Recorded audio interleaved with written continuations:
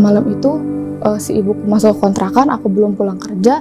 Pas dilihat mereka lagi nggak pakai baju apapun, nggak pakai pakaian sehelai pakaian pun gitu Kak. Hai Amici, hari ini aku mau bikin night skincare rutin bareng sama kalian sambil ngebahas yang lagi viral, dimana ibu kandung dia selingkuh sama suaminya. Itu menurut aku shocking banget sih, dan aku yakin kayak semua orang yang tahu kisahnya juga pasti bakal kaget banget.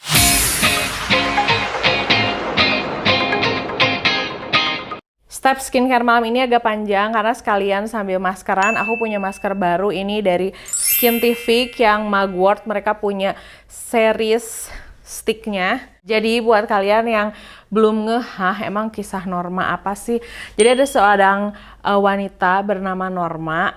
Dia itu ngepost di TikTok kalau suaminya tuh selingkuh, dan ternyata si selingkuhannya itu adalah ibu kandungnya sendiri. Dan parahnya lagi, itu tuh sampai si suaminya dan ibu kandungnya tuh digerebek gitu loh sama warga. Karena ketahuan sama warga kalau mereka tuh lagi berselingkuh. Walaupun sampai akhir katanya sih masih nggak ngaku ya pada awalnya. Ini maskernya gampang banget loh diaplikasiin.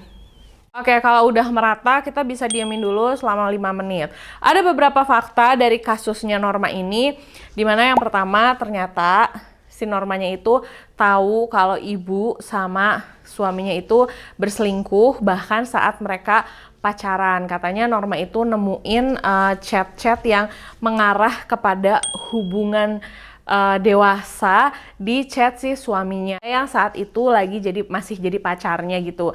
Dia udah curiga sampai akhirnya tuh udah sampai kayak kepergok gitu, sampai dirapatin. Jadi yang dirapatin tuh Norma, bapaknya Norma, ibunya, dan si cowoknya. Tapi si ibunya tetap nggak ngaku. Dan si Normanya tuh cerita bahwa dia tuh kayak udah cinta banget karena pacarannya lama, sekitar 5 tahun apa 6 tahun gitu ya.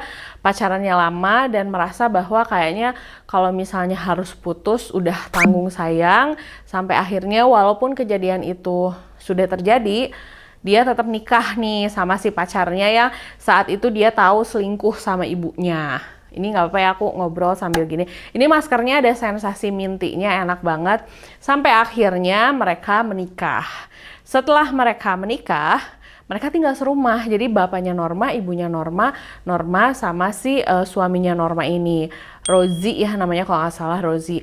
Nah mereka tinggal bareng sampai akhirnya si Norma ini punya insting nggak enak mungkin ya, namanya perempuan. Si Norma ini bilang sama orang tuanya kalau dia pengen pindah dan tinggal di kontrakan bersama suaminya. Ibunya marah banget tuh. Padahal kan logikanya harusnya ibunya marah karena takut bakal ditinggal sama anak satu-satunya.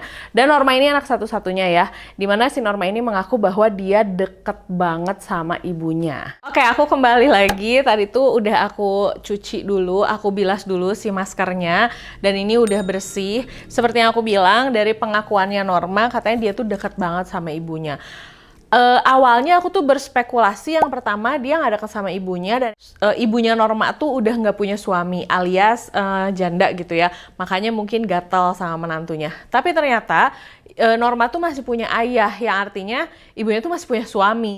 Dan menurut aku udah pasti yang paling tersakiti itu adalah ayahnya Norma, karena pertama dia harus ngelihat istrinya selingkuh, dan yang kedua dia harus ngelihat anak perempuan satu-satunya tersakiti. Ini aku habis cuci muka, sebelum pakai toner aku mau pakai thermal spring water dari La Roche-Posay. Ini enak banget buat jadi base makeup juga, ini enak banget walaupun harganya memang rada lumayan ya.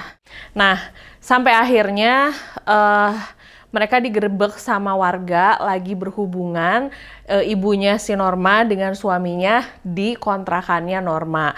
Sebenarnya si Norma ini berdasarkan pengakuannya tuh si Rosie apa ya, so, pokoknya si suaminya si Norma ini tuh bukan sekali dua kali selingkuh, nggak cuma sama ibunya Norma aja, karena pernah katanya ketahuan chatting sama cewek lah, pernah bawa cewek ke tempat kerjanya lah.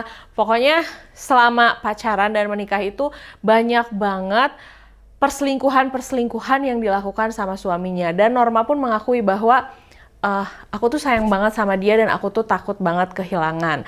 Dan menurut aku ini tuh kayak membuat sedih aja gitu. Nah, kenapa ibunya Norma bisa sampai digerebek sama warga? Karena kejadiannya tuh nggak sekali dua kali. Jadi warga tuh udah curiga, kok bisa sih ini ibu-ibu masuk ke dalam kontrakan anaknya, terus diem lama, diem sama menantunya, orang jadi curiga kan. Kok aneh banget sih.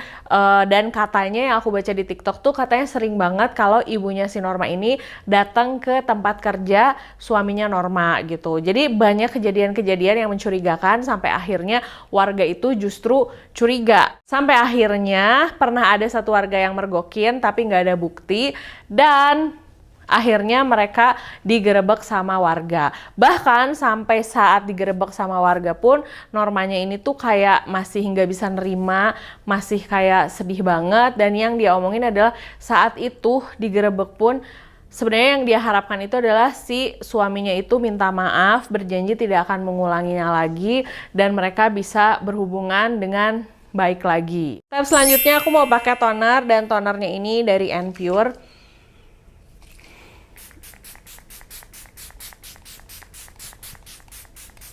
Aku pakai emang agak banyak karena tadi kan habis maskeran ya. Ini aku tap-tap.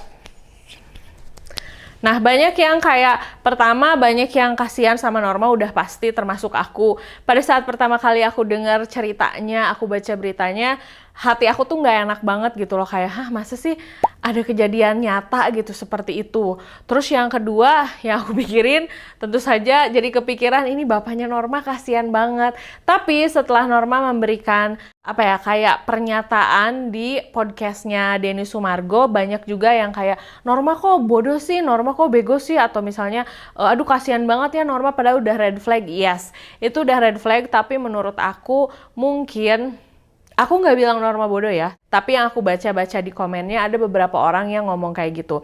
Aku ngerti banget apa yang dirasakan Norma, karena sekali lagi society kita itu sangat jahat sama perempuan. Oke, berikutnya aku mau pakai eye cream, dan eye creamnya dari The Original. Kenapa aku bilang society itu jahat sama perempuan? Karena ya itu faktanya. Kayak contoh ya, mungkin pertama Norma itu pacaran udah lama, udah pastilah dia sayang banget ya sama si pacarnya, dan dia merasa takut kehilangan, dan dia pasti merasa seluruh dunianya itu bersama si suaminya itu ya yang sekarang udah jadi mantannya. Jadi dia bener-bener ketakutan banget dan nggak tahu aku mau kemana nih gitu. Atau mungkin karena memang selama pacaran si Rosie-nya memang so sweet juga sama Norma, jadi Norma takut kehilangan, dan itu tuh normal.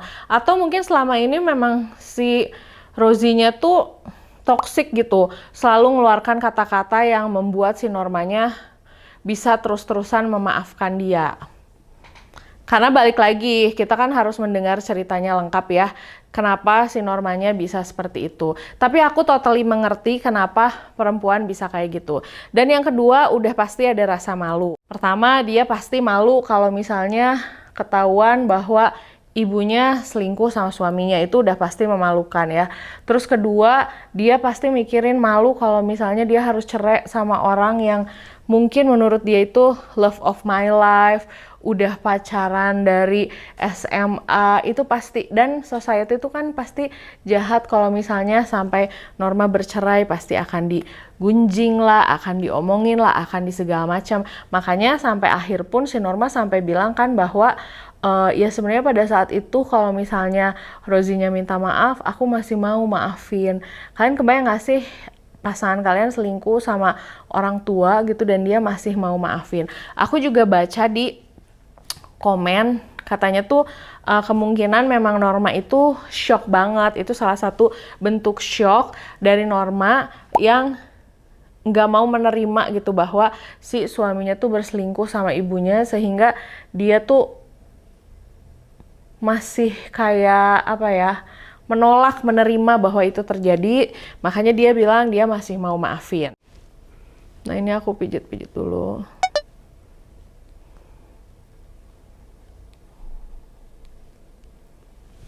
Itu aku setuju banget ya.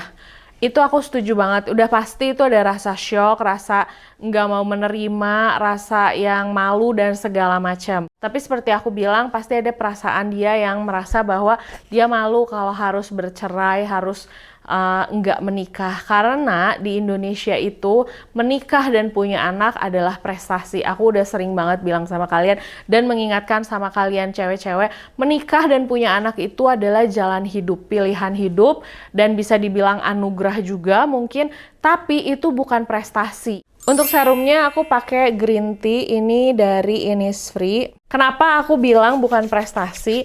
Karena punya anak atau punya suami itu nggak bisa ditakar, nggak sama kayak kita kalau misalnya mau ranking 1 adalah kuncinya belajar, rajin, bisa menjawab pertanyaan, niscaya kamu akan ranking 1. Tapi kan dalam mencari suami, mencari pasangan itu nggak gitu sistemnya, termasuk kalau misalnya kita pengen punya anak. Mau kita gimana pun yang nentuin punya anak atau enggak tetap Tuhan kan. Jadi itu bukan prestasi, tapi karena di society kita selalu menganggap bahwa pernikahan dan punya anak itu adalah prestasi, sehingga akhirnya perempuan-perempuan itu pertama pengen cepet-cepet nikah.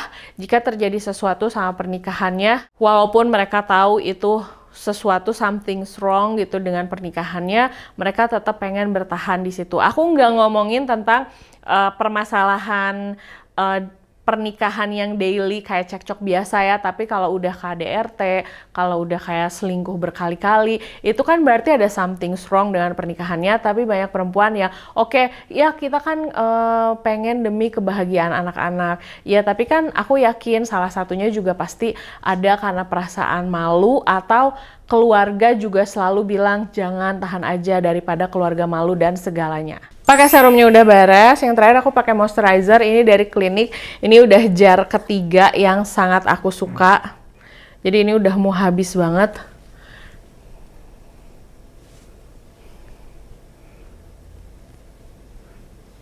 Sebenarnya red flag-nya untuk Norma ini kan sudah terjadi pada saat mereka pacaran, saat Norma tahu bahwa si suaminya itu selingkuh, atau pada saat bahkan sebelum menikah itu dia tahu kalau si suaminya itu udah berhubungan sama ibunya. Nah itu tuh udah bukan red flag sih menurut aku, itu udah kebakaran. Aku nggak di sini nggak bilang kalau Norma itu kok nggak bisa sih baca red flag, kok nggak. Justru yang mau aku bahas di sini tuh adalah pelajaran untuk kita cewek-cewek supaya bisa membaca red flag-nya. Jangan sampai kita lengah membaca red flag itu. Kayak misalnya saat dia sebelumnya itu tahu pacarnya berhubungan dengan ibunya, dia tetap melanjutkan pernikahan.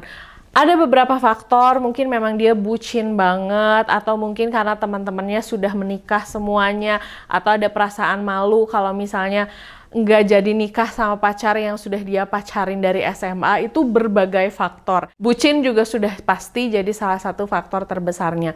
Cuman yang mau aku ingatkan adalah di saat kita menikah, yang mau kita jalani itu adalah seumur hidup. Rencananya tuh pasti tiap nikah hanya sama satu orang kan seumur hidup. Nanti kalau di tengah jalan ada sesuatu atau misalnya memang tidak bisa disatukan lagi, itu lain cerita. Tapi planningnya itu kan satu seumur hidup. Makanya di saat ada sebuah red flag, kita harus bisa membaca atau setidaknya mendengar saran dari orang di sekitar kita. Karena di saat kayak si Rosie ini udah berhubungan dengan ibunya, sudah red flag, akan susah banget. Aku tuh selalu punya perasaan gini loh, manusia tuh mungkin aja berubah, tapi instingnya tuh enggak gitu. Jadi itu buat aku ya. Jadi di saat kita menemukan seseorang ini udah red flag-nya udah kebakaran banget, saatnya kita mendengarkan saran dari orang-orang di sekitar kita bahwa ini orang tuh nggak bisa bareng sama kita, karena dengan kita bareng sama dia, kita tuh menyakiti diri kita sendiri. Karena yang paling utama itu adalah kebahagiaan kita sendiri, yang paling utama itu adalah kesehatan fisik dan mental kita sendiri, jangan sampai dirusak sama orang lain. Sedangkan yang terjadi sama Norma itu mungkin pertama karena memang udah bucin banget, karena memang separuh dunianya sudah dia habiskan dengan si suaminya, dan dia merasa bahwa kita bareng-bareng di saat kita berjuang loh, kita lagi nabung, kita punya mimpi yang sama, sehingga sayang banget gitu dia kalau meninggalkan dulu si calon suaminya yang akhirnya menjadi suaminya itu. Tapi menurut aku uang mah bisa dicari ya sebenarnya. usaha mah bisa selalu kita lakukan, tapi di saat kita memilih pasangan, ada baiknya kita mendengarkan saran dari orang-orang di sekitar kita, apalagi kalau calon pasangan kita tahu ini something wrong nih, ini ada yang salah nih, ini orang tuh harusnya nggak kayak gini nih, kayak gitu. Sekali lagi aku nggak bilang, ih Norma kok bisa sih nggak nyadar, nggak, itu mah setiap orang itu punya keadaan yang justru kita kan nggak tahu cerita lengkapnya, gimana perlakuan si cowoknya, gimana perlakuan si ibunya, kita tuh nggak tahu sama sekali. Jadi yang bisa kita ambil adalah pelajaran, apa yang buruknya, apa yang bisa kita pelajari, kita lihat dan kita terapkan sama hidup kita. Dan sampai updatean terbaru tuh ibunya Norma minta maaf, katanya bahwa semenjak kejadian itu semua orang nggak suka sama ibunya Norma. Ibunya Norma minta maaf sama Norma dan dia mengingatkan bahwa surga di telapak kaki ibu. Itu aku speechless sih pada saat baca. Dan ya menurut aku ternyata memang punya anak itu tidak untuk setiap orang, karena ibaratnya anak itu kan untuk disayangin, anak itu untuk dicintai, anak itu untuk tempat kita mencurahkan kasih sayang. Tapi justru orang yang paling menyakiti Norma itu adalah ibunya sendiri. Bahkan saat si ibunya sudah menyakiti pun dia tuh masih sempat-sempatnya bilang bahwa kamu harus maafin saya karena surga tuh ada di kaki saya. Saya mau minta maaf sama kamu, jadi kamu harus maafin saya. Nggak kayak gitu. Emang hati manusia tuh segampang itu gitu. Belum traumanya, belum rasa malunya. Memang menurut si ibunya Norma juga nggak malu. Dia merasa malu ya itu karena salah dia sendiri. Dia merasa malu karena itu salah dia sendiri, salah si ibunya. Norma nggak melakukan apa-apa, tapi dia harus menanggung malu sampai harus bikin pernyataan di podcastnya Denny Sumargo. Menurut aku sih, memang benar tidak semua orang itu layak menjadi ibu, karena itu benar-benar tidak berperasaan banget, dan itu super jahat banget sih. Mana setelah ke gap pun masih tetap dilakukan over and over again. Ya udah, ini skincare-nya sudah selesai, kulit aku sudah glowing, sudah lengket, udah siap mau tidur. Gimana tanggapan kalian tentang permasalahan ini? Kalian tulis di kolom komentar ya, karena sampai detik ini pun aku masih suka kepikiran. Nggak tahu kenapa aku kepikiran aja ikutan sedih, karena maksud aku tuh dalam bayangan aku ya, kalau adek kakak jadi pelakor banyak gitu ya, tapi ini kalau ibunya sendiri jadi pelakor, kayaknya hal terakhir yang mungkin terjadi di dunia ini gitu. Tapi itu kejadian, jadi kayak ya udahlah, pokoknya kalian tulis aja pendapat kalian di kolom komentar, oke?